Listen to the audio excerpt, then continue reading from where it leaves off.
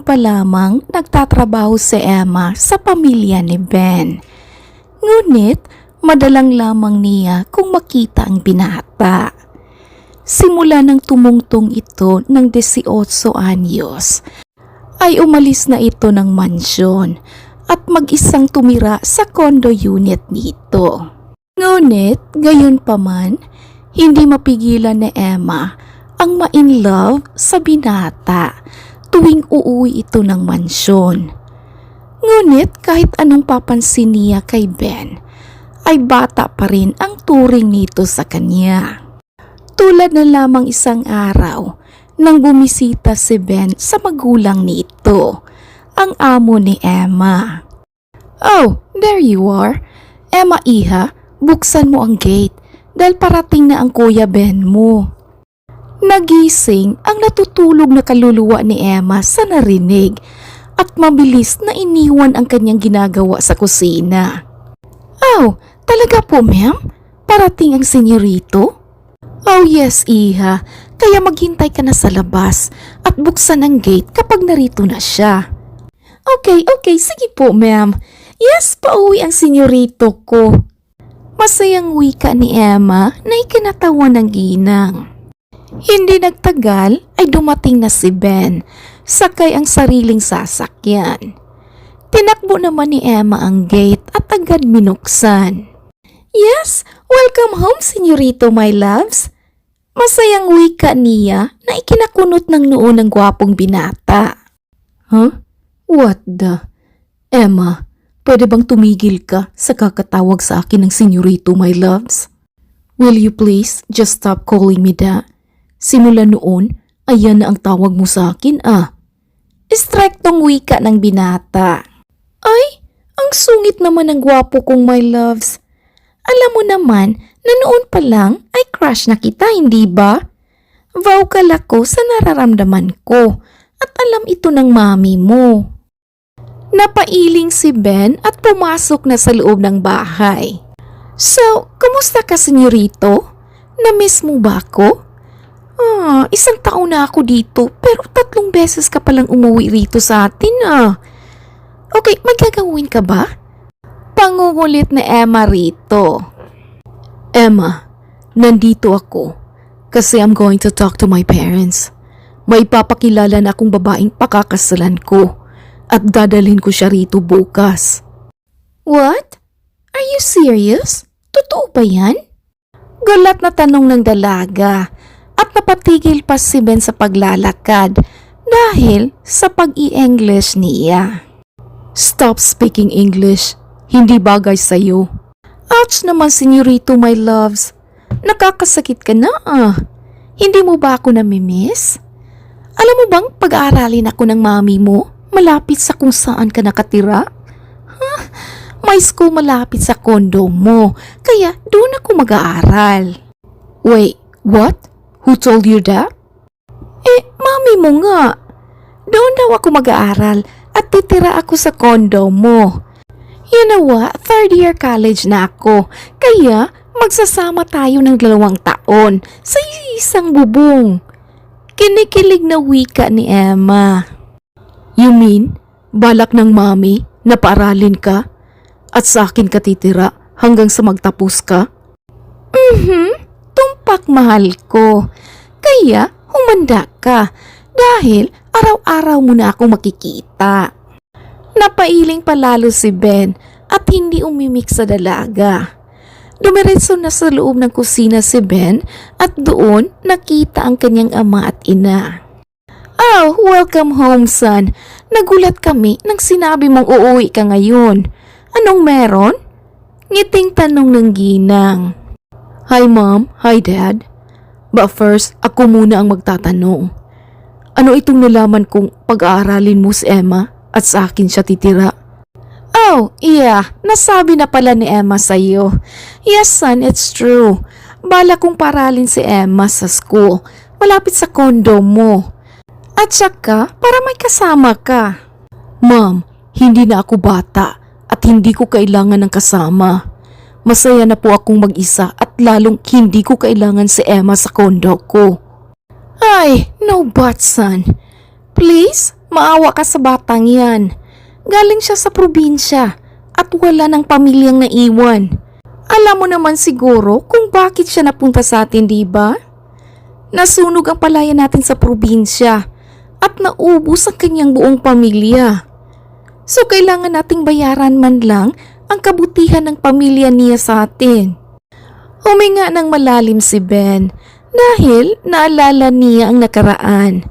Naawa siya kay Emma noon, kaya siya pumayag na iuwi ng kanyang ina ang dalaga. Nasunog ang buong palaya nila, pati na ang bahay kung saan natutulog ang magulang ni Emma. Nasa paaralan ang dalaga sa oras na iyon at abo na ang lahat nang makauwi ito sa kanilang bahay. Ayaw nang balikan ni Ben ang pangyayaring iyon, kaya tumango na lamang siya. Okay, fine. Kung iyan ang gusto niyo, ma'am. Napapalakpak naman si Emma sa likuran ni Ben at natatawa na lamang ang ginang. Napairap naman sa kawalan si Ben dahil ayaw na ayaw niya ang ugali ng dalaga. Masyado itong masayahin at kwela. Okay, umupo ka na iha. Kumain na tayo at narito na ang anak ko. Ay, go ako dyan, ma'am. Gutom na rin po ako eh. Hindi talaga tatabla ng hiya ang babaeng to. Bulong ni Ben na narinig ni Emma. Hindi naman nasaktan si Emma.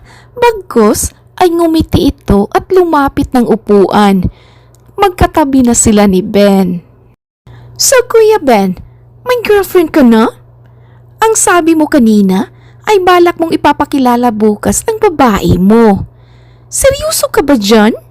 Napatigil ang lahat, lalo na ang ina ni Ben. Oh my gosh, daldal mo talaga bata ka. Saway ni Ben rito. Oh, ano yun anak? May papakilala ka na sa amin bukas? Ha? Well ma'am, parang gano'n na nga. Pero hayaan ninyo at mabuting babae po siya at galing sa magandang pamilya. Okay, we'll see. Alright, kumain ka na Emma at aalis tayo mamaya. Okay, sige po ma'am. Kuya Ben, kain ka ng marami para makapaghanda ka bukas. Okay. So ano nga pala ang kurso mo? Pag-iiba ni Ben. Oh, guro po. Nais kong maging guro. Talaga? May makikinig kaya sa'yo? Sobrang liit mo kaya. Grabe naman. Magiging guro ako dahil tuturuan kitang mahalin ako. Hindi nakahanda si Ben sa banat ni Emma, kaya naibuga nito ang kanin na kanyang inunguya. Will you shut up and eat, Emma? Kung ano-ano na lang ang pinagsasabi mo dyan. Tumawa naman ang babae, pati na ang ginang. So, kapag ba magkasama tayo sa kondo, kuya, ay tabi tayong matulog? Wala, sana tabi tayo, kuya, para mabilis mo akong matutunang mahalin. Naiiling na lamang si Ben at hindi sinagot ang dalaga. Matapos kumain ay pumasok na si Ben sa kanyang kwarto at umalis naman ang kanyang ina kasama si Emma. Gabi na nang bumalik sila at nagulat pa si Ben nang makitang nagbago ang anyo ni Emma. Maganda na ang dalaga, ngunit mas lalo itong gumanda sa bagong damit at maikling buhok. Nagpa-parlor kayo, ma'am? Tanong ni Ben sa ginang dahil napansin niyang bagong gupit rin ito. Oh yes, naisip kong i-makeover sa Emma dahil mahaba na ang kanyang buhok. Bagay ba anak? Yes ma'am. Okay, kain na po tayo at aalis ako mamaya. Wait, what? Saan ka pupunta, iho? Kakauwi mo lang pero aalis ka kaagad? Tanong ng Don. Babalik naman po ako bukas, Dad. Dadalhin ko rito ang girlfriend ko. Hindi sumagot ang Don, pati na ang ginang. Ngunit, dumiretso ito sa kusina. Napansin ni Ben na sobrang close ng kanyang ina at kay Emma. Tinutulungan ni Emma ang kanyang ina sa paghahanda ng pagkain at hindi mawala ang ngiti ng kanyang ina tuwing makakausap ang dalaga. Sabay pa rin silang kumain sa gabing iyon at agad nagpahinga ang ginang matapos silang kumain. Umalis rin kagad si Ben sa mansyon nang masigurong nagpapahinga na ang kanyang magulang. Kinabukasan ay maagang gumising ang lahat sa mansyon dahil darating muli si Ben kasama ang babae nito. Nagtaka pa si Emma dahil seryoso ang kanyang amo na tila ba'y hindi maganda ang gising. "Good morning, ma'am." "Oh, bad mood ata kayo ah. May nangyari ba?" Bulong ni Emma sa ginang. Tumingin muna ang ginang sa pagilid at lumapit ng husto kay Emma. "Hey, quiet ka lang Emma. Palabas ko lang to para makilatis ko ang babae ng anak ko." "Oh, ganun pala yun ma'am? Okay, sige po at mag-iimbestiga rin ako kung bagay ba ang babaeng yun sa senyorito baby loves ko." Sabay na napahagikik ang dalawang babae at maya-maya pa ay dumating na si Ben kasama ang babaeng maganda, matangkad at sobrang puti ang balat nito. Nanliliit si Emma sa kanyang sarili at napatayo sa gilid. Naks, ayan pala, pang model pala ang type ng baby loves ko. Kaya pala hindi man lang ako mapansin-pansin dahil wala ako sa kalingkingan niya. Sa isip ni Emma at tumayo sa isang tabi. Ma'am, we're here. Chantal, meet my beautiful mom. Ma'am, si Chantal po, girlfriend ko." Tumango ang ginang at tumayo.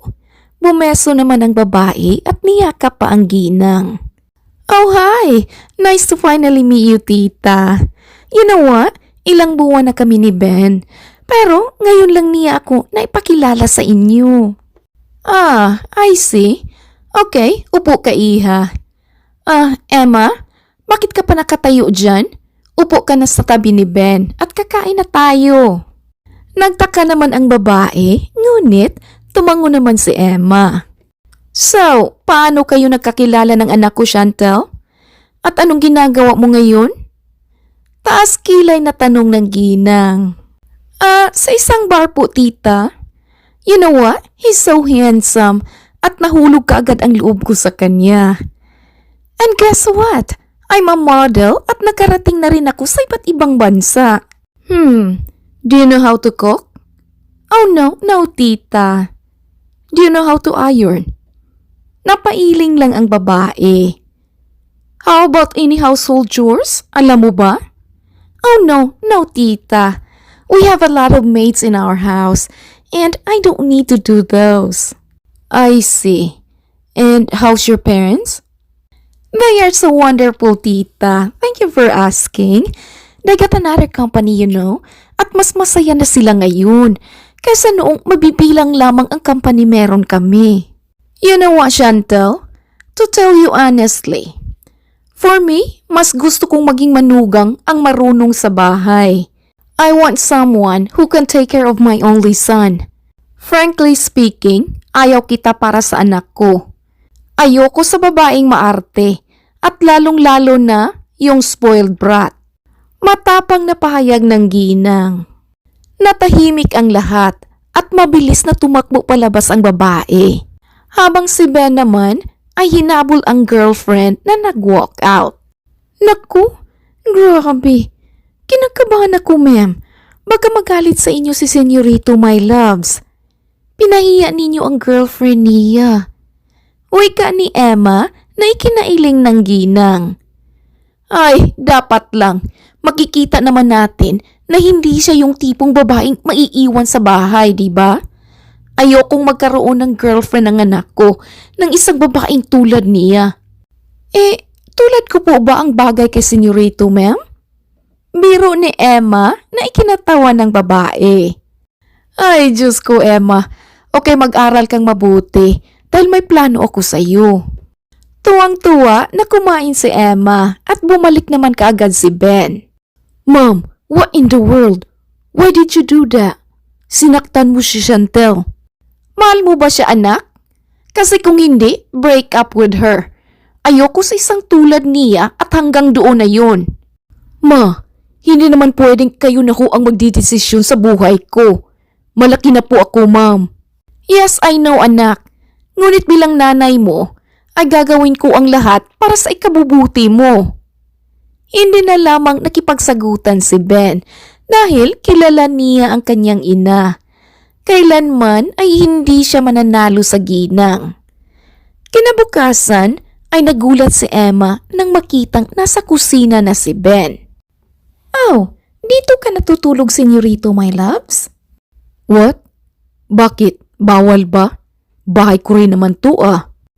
Ay, ang sungit nito. May sinabi ba akong bawal?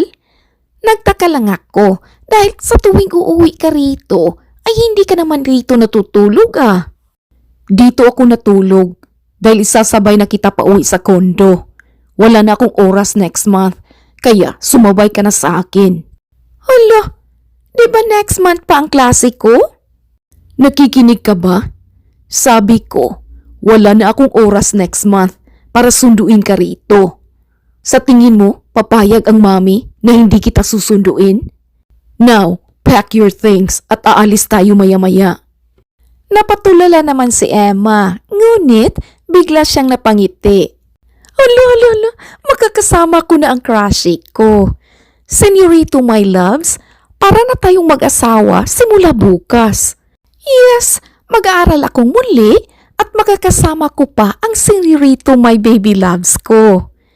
Kinikilig na wika ni Emma at tumakbo na sa kanyang kwarto para mag-impake. Pumayag naman ang ina ni Ben matapos sabihin ni Ben ang bala kay Emma. Okay, Emma iha, ikaw na ang bahala sa anak ko ha. Sabihin mo sa akin lahat ng gagawin niya sa kondo. Uuwi ka rito kada Sabado at Linggo kapag may oras ka. Uuwi kayo rito, kayong dalawa, okay? Ay, walang problema, ma'am. Akong bahala sa senyorito, my baby loves ko. Napailing naman si Ben, ngunit hindi na rin umimik. Kagad umalis ang dalawa, saktong 10:00 ng umaga. Pagdating sa kondo, ay napasingha pa si Emma dahil sobrang taas pala ng building na kanyang papasukan. OMG, senyorito, my loves, dito tayo titira? Yes. Don't tell me, ngayon ka lang nakapunta rito. Akala ko ba mag-aaral ka sa university malapit rito? Oo nga, pero ang mami mo naman ang naglakad sa lahat ng papeles ko, ano? Grabe, ang ganda rito. So, ilang babae na ba ang naisama mo rito, senyorito? Wala pa, ikaw pa lang. Kaya dapat magpasalamat ka sa mama ko. Ay, oo naman, senyorito, my loves. Sobrang swerte ko sa mami mo dahil nakilala kita. Naiiling muli si Ben at hindi na sinagot ang sinabi ni Emma. Baliwala naman sa dalaga ang nangyari at sabay silang pumasok sa loob ng elevator. Pagdating sa taas ay pumasok na sila sa loob ng kondo. Nakanganga pa ang dalaga nang makita ang buong lugar. Okay, ipasok mo sa kwarto ang mga gamit. Bibili muna ako ng grocery dahil walang laman ang fridge. Ha? Sa kwarto ninyo? Katabi ba kitang matulog? Oh, bakit? Ayaw mo? Akala ko ba type mo ako? Dapat masanay ka nang katabi ako. Po? Naku, malikot akong matulog, senyorito, my loves. Kinakabahan na wika ni Emma. Then, parihas tayo. Naku, baka masipa kita, senyorito, my loves, kapag nagkataon. Sobrang likot ko talaga eh. Then, sipain rin kita. Gagawin ko kung ano ang gagawin mo sa akin. Huh? Ibig mong sabihin, kapag mahalin kita, ay mamahalin mo rin ako? No, hindi. Okay, umalis ka na sa harapan ko. At ang daldal mo. Napairap na lamang si Emma at agad pumasok sa kwarto. Napangiti na lamang si Ben dahil sa kakulitan ng dalaga. Napag-isip niya na hindi naman siguro masama kung kilalanin niya si Emma. Kung nagustuhan ito ng kanyang ina, so ibig sabihin na mabuti itong tao. Umalis rin kaagad si Ben sa condo at dumiretso sa mall. Bumili ng groceries si Ben at kakailanganin nilang dalawa sa condo. Ilang sandali pa'y napahinto si Ben dahil naninibago siya sa kanyang ginagawa. Para sa kanya, para siyang isang padre pamilya na namamalingki at naghihintay naman ang kanyang ilaw ng tahanan sa kanyang kondo. Napailing na lamang ang binata at nagpatuloy sa ginagawa. Ilang oras ang nakalipas ay nakabalik na si Ben sa kanyang kondo. Nakapangbahay na rin si Emma at para bang naghihintay sa kanya. Oh, nariyan ka na pala, senyorito, my loves. Anong pinamili mo? Oh, okay, magluluto ako. So, marunong ka? Oo naman, no? Kaya nga ako nagustuhan ng mami mo eh. Baka nga, buto yun sa akin para sa'yo. Para maging? Oh, para maging misis mo? Kinikilig si Emma habang nagsasalita nang bigla na lamang siyang batuhin ni Ben ng pechay. Dream on, Emma. Hindi ang tulad mo ang type ko. Lo, ouch ha? Alam ko po, senyorito, my loves, na hanggang dreaming lang ako. Ito naman, ang KJ. So, anong lulutuin ko? Oh, anything will do. Okay, sa library muna ako at magtatrabaho ako. Naks naman. Okay, sige, senyorito, my loves, at magluluto ako ng masarap na ulam. Tapos, sabay tayong kakain ha? Dahil alam kong pagod ka mamaya. Kumindat pa si Emma at napailing si Ben. Oh my gosh, masasanay kaya ako sa gagang ito? Mukhang hindi nauubusan ng enerhiya. Sa isip niya at tinalikuran na ang dalaga. Mabilis nagluto ng adobong baboy si Emma at nalalanghap na ni Ben ang mabango nitong niluto. Nakatakam si Ben kaya dahan-dahan siyang lumabas ng library. Nakita niyang pakinding-kinding pa si Emma habang nagluluto at kumakanta pa ito habang hawak ang kutsara. Napangiti na lamang si Ben dahil sa kakulitan ni Emma at agad tumikhim. Nagulat naman si Emma at agad lumapit sa binata. Ay, senyorito, my loves, tapos na ba ang trabaho mo? Oh, tamang-tama dahil patapos na ako. Oh my, mabango ang niluto mo ah. Pero ang baho mo naman. Sagot ng binata at inamoy pa si Emma. Teka lang ha. Siyempre, hindi pa ako naligo, no? Hayaan mo, mabango na ako mamaya. Dapat lang, dahil sa sahig ka matutulog kapag mabaho ka. Ngumiti na lamang si Emma at binalikan ang niluto. Hindi maintindihan ni Ben pero natutuwa siya kay Emma. Sa isip niya, noon ay tahimik lamang ang kanyang kondo.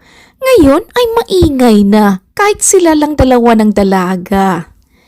Naninibago rin si Ben sa kanyang sarili dahil ayaw na ayaw niyang may kasama sa kwarto.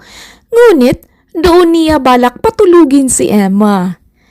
Ayaw naman niyang bawiin ang sinabi at baka malulungkot lamang ito. Walang imik na umupo si Ben sa harap ni Emma at agad itong naghanda ng pagkain. Maganang kumain ang dalawa habang nagkakamay si Emma. Napapalunok si Ben tuwing dinilaan ng dalaga ang kamay nitong punong-puno ng taba ng baboy. Napaiwas na lamang siya ng tingin dahil biglang nag-init ang kanyang pakiramdam. Mabilis na inubos ni Ben ang pagkain sa plato at agad tumayo. Oh, wait, teka, tapos ka na, senyorito, my loves? Marami pang pagkain, oh? Takang tanong ni Emma. Yes, busog na ako. Aalis ako ngayon. Huwag mo na akong hintayin at matulog ka na lamang, okay? What?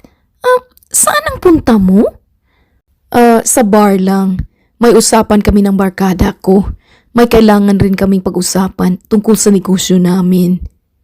Oh, bawal ba akong sumama? Anong gagawin mo doon? Ayokong mag-alaga ng bata roon.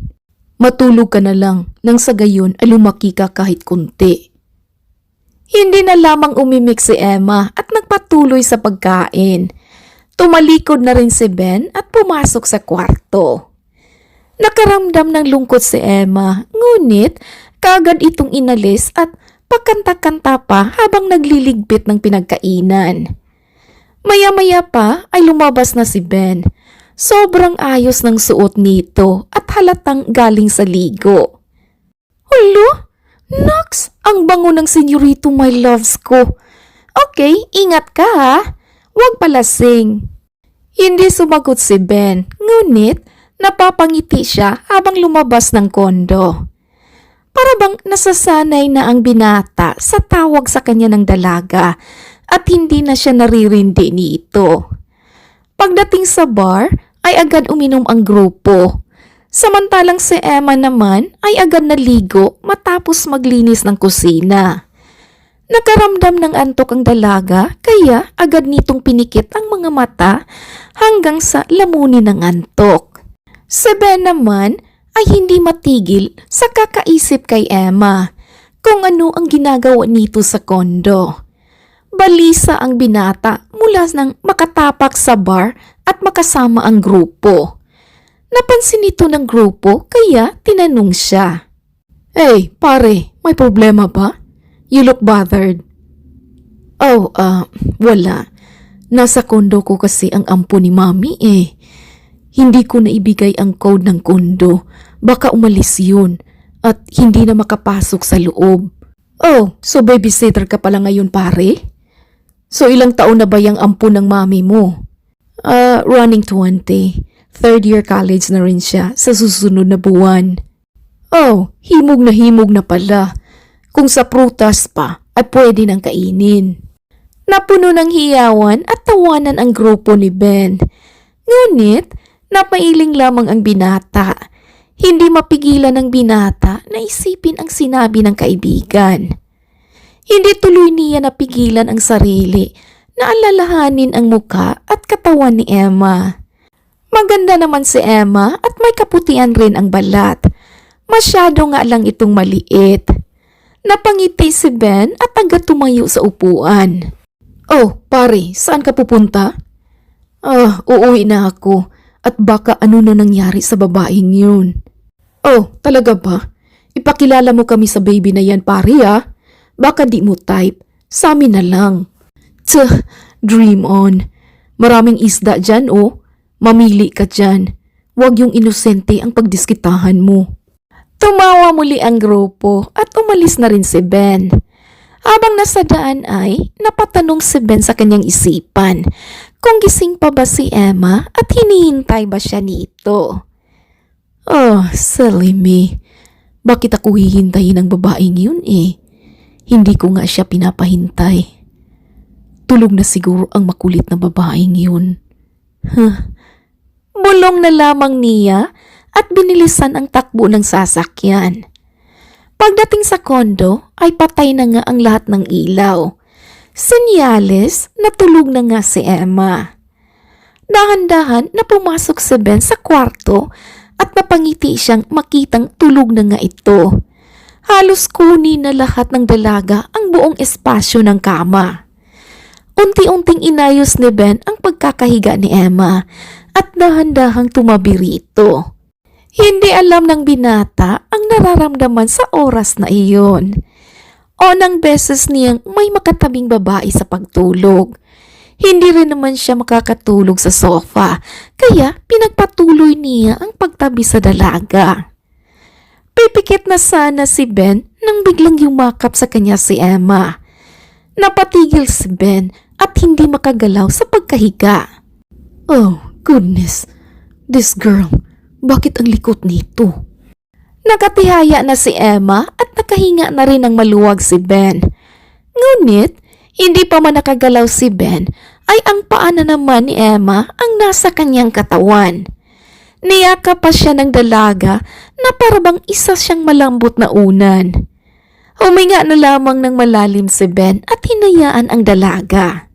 Oh my good Lord, bukas mismo ay sa labas ka na matutulog.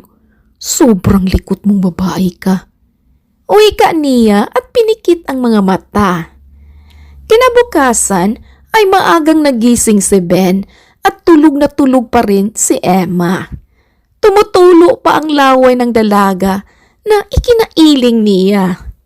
Kaagad nagluto ng agahan si Ben at maya-maya pa ay nagising na si Emma.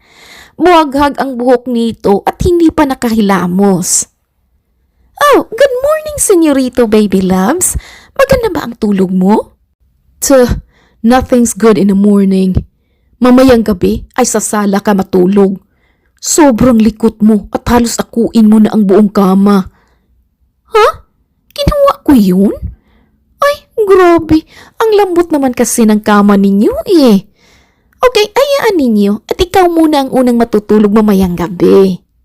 Nope, I said sa sala ka matulog. Okay, tatawagan ko na lang si ma'am at sasabihin na uuwi na lamang ako sa mansyon. Napatigil si Ben at seryosong tiningnan si Emma. Are you threatening me? Huh? Oh no, my senyorito, my loves. Okay, teka, at tawagan ko si... Hindi pa natapos ni Emma ang sasabihin at tumikim na si Ben. Okay, fine. Huwag kang papasok mamayang gabi kapag hindi pa ako tulog ha. Ngumiti ng matamis si Emma at uupo na sana nang biglang tumunog ang kanyang tiyan. Ay, I'm sorry. May hangin ata ang tiyan ko. Ang lakas naman kasi ng aircon mo, senyorito. Masakit ba? Okay, punta ka na sa CR bago pa. Hindi pa man natapos ni Ben ang sasabihin nang biglang tumunog ang di inaasahan nilang dalawa. Napatulala si Ben at nanlaki naman ang mata ni Emma.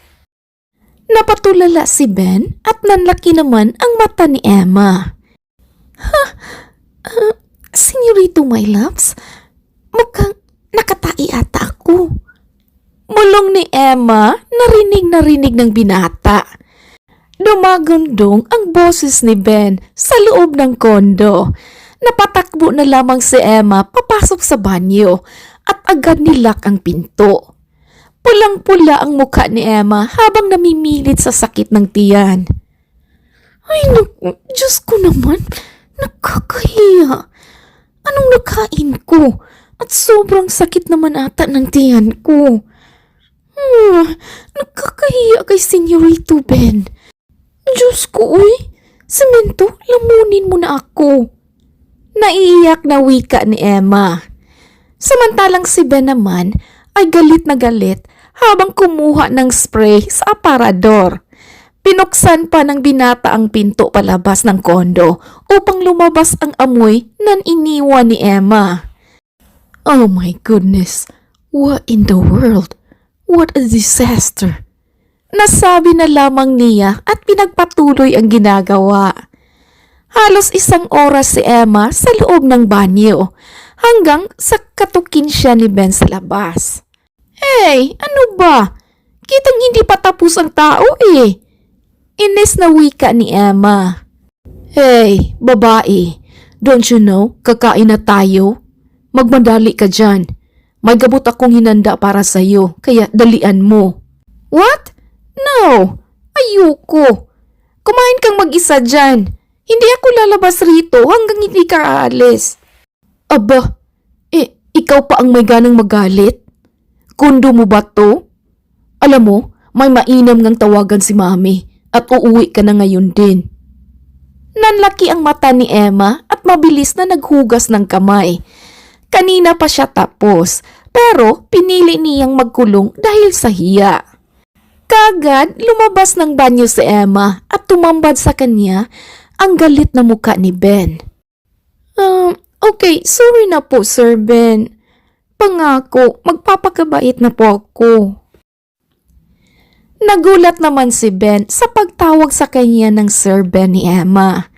Nasanay na kasi siyang Senyorito Baby Loves ang tawag nito sa kanya. Okay, kain na. Make sure malinis yung kamay mo. Iya, upo. Walang imik si Emma habang kumakain. Ganoon rin si Ben na hindi alam kung ano ang sasabihin.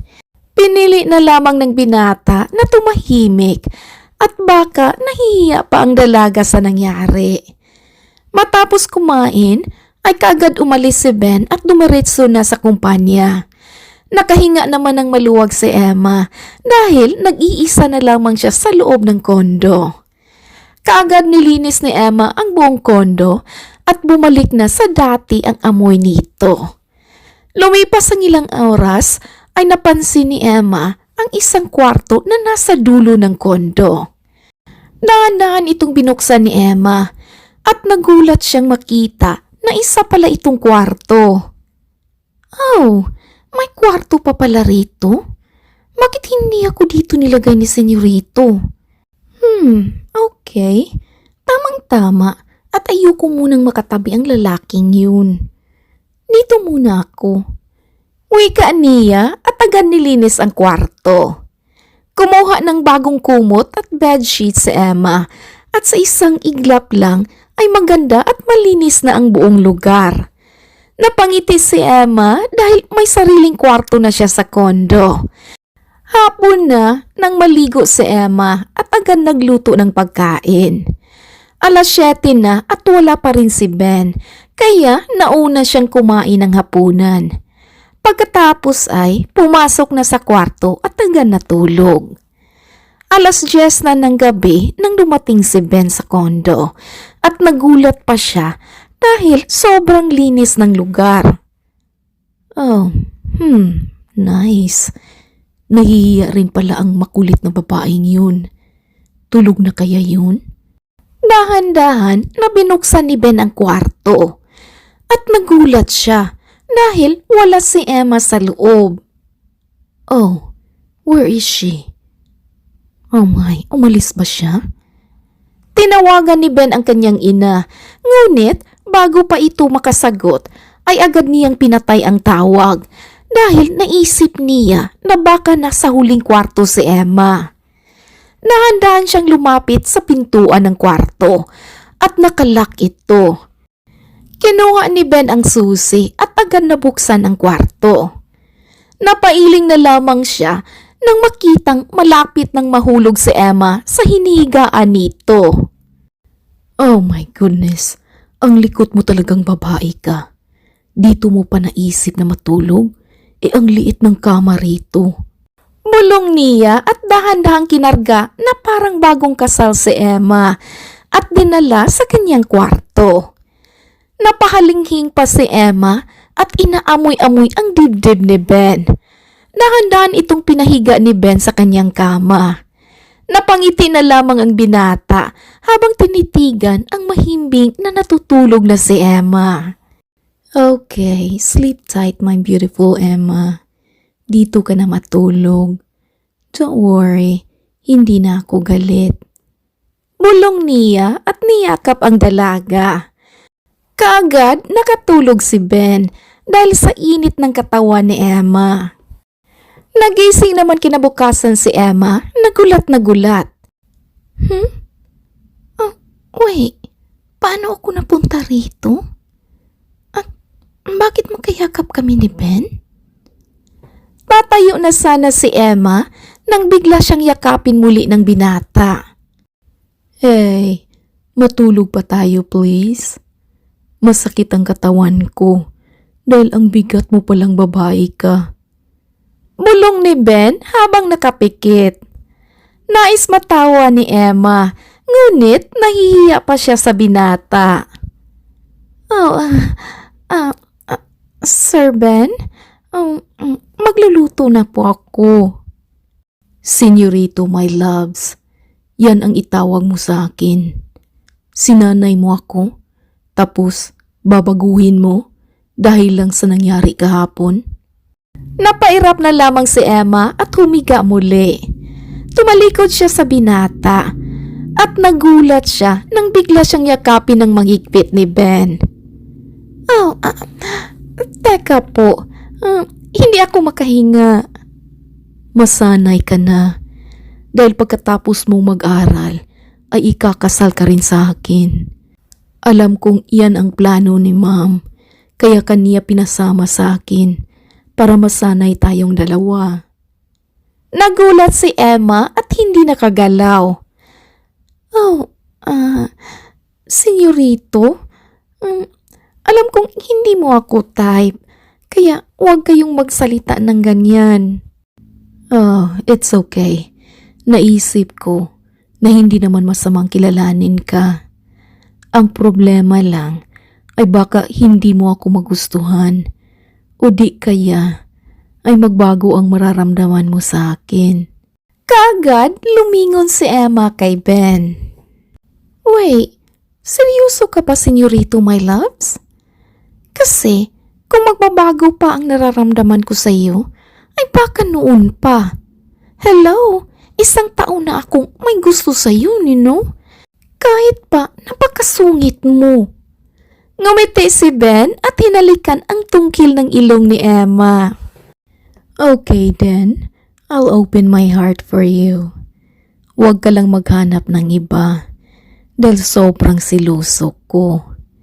Dito ka na rin matulog at hindi ako magsasawa na dalhin ka rito sa kama ko. Kinikilig na lamang si Emma at ngumiti. 10:00 na ng umaga nang maisipan nilang tumayo sa kama. Hindi rin pumasok si Ben sa kanyang trabaho sa araw na iyon at kasama lamang niya si Emma sa buong maghapon.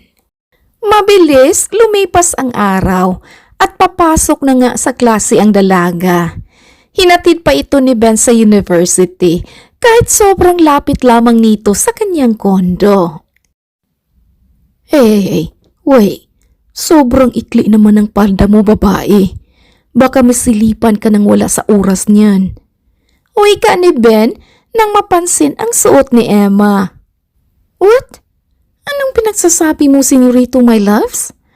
Sobrang haba nga nito See? At nasa tuhod na. Okay, umalis ka na nga. Okay. Alright, nasaan ang kiss ko?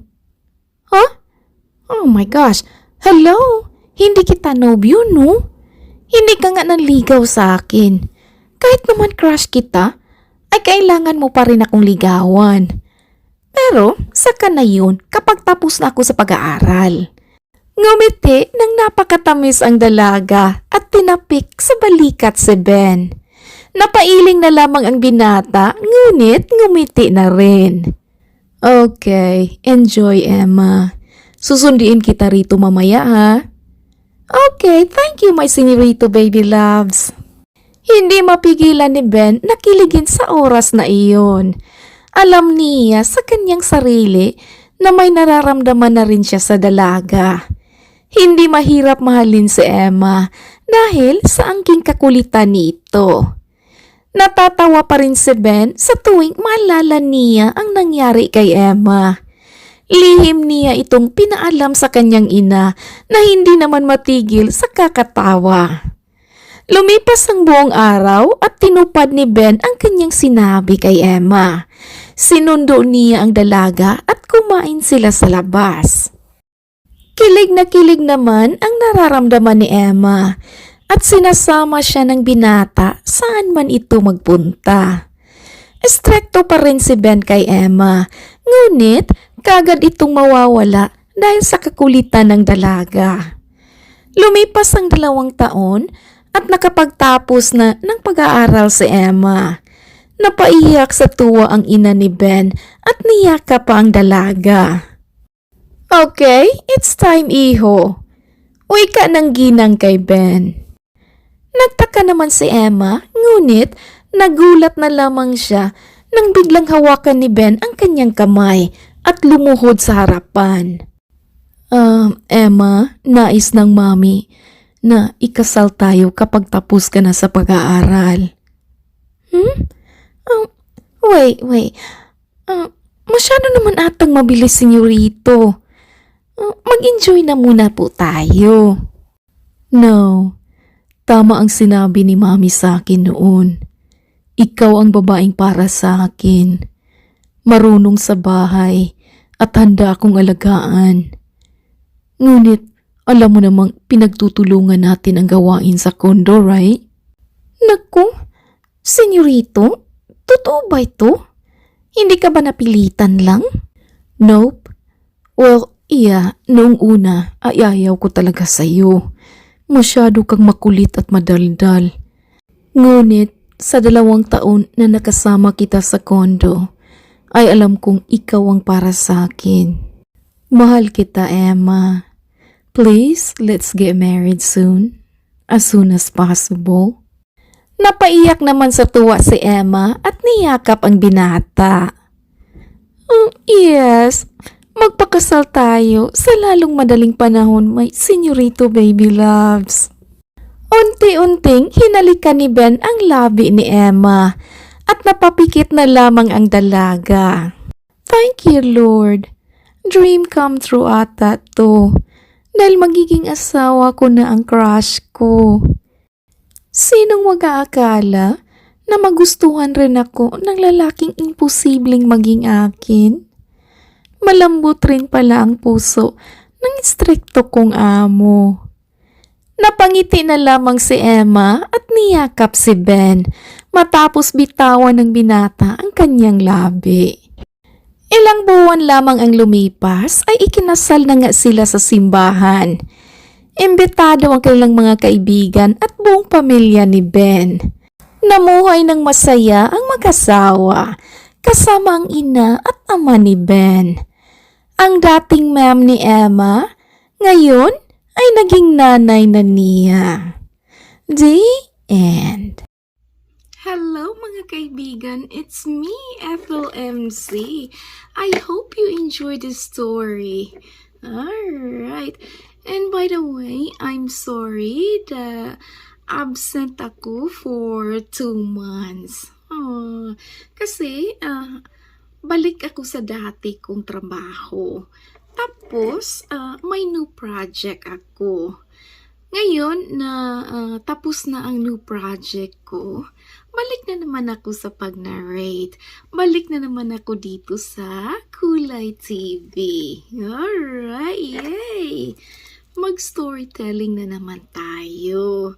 I actually miss, narrating. Ay, naku, yung magdadrama. Ay. But anyway, I'm back. I'm here. But, may backup pa rin ako. Kasi I'm too busy right now. So, at least, nandito ako. So, maybe you can hear me every week or twice a week. Okay? But, nandito, my backup is Miss Lynn. She is my backup narrator. So, thank you so much. Thank you so much for your love and support here. Maski wala ako, nandito pa rin kayo. Nagsuporta pa rin kayo sa Kulay TV. I really appreciate it. Thank you so much. And, by the way, my Facebook page ako. Abri-Abri ang pangalan ng Facebook page ko. You can see me there. Yeah. My content doon is unboxing. So, I do unboxing little here and little there or anything, It's fun over there. So, try ninyo kapag, visit kayo sa Facebook, try to visit my page, Abri-Abri ta. You can see me there. Okay. Alright mga kaibigan, thank you all so much. Thank you all my subscribers and listeners. And this is Ethel McMenamin saying, bawat buhay ay may kulay. Thank you and take care. Daghan kayong salamat. See ya. See ya sa next story. Kasi ako pa rin. Ako ang mag-narrate sa next story. I will try my best, alright? Alright, I miss you all mga kakulay. Thank you and take care. Bye!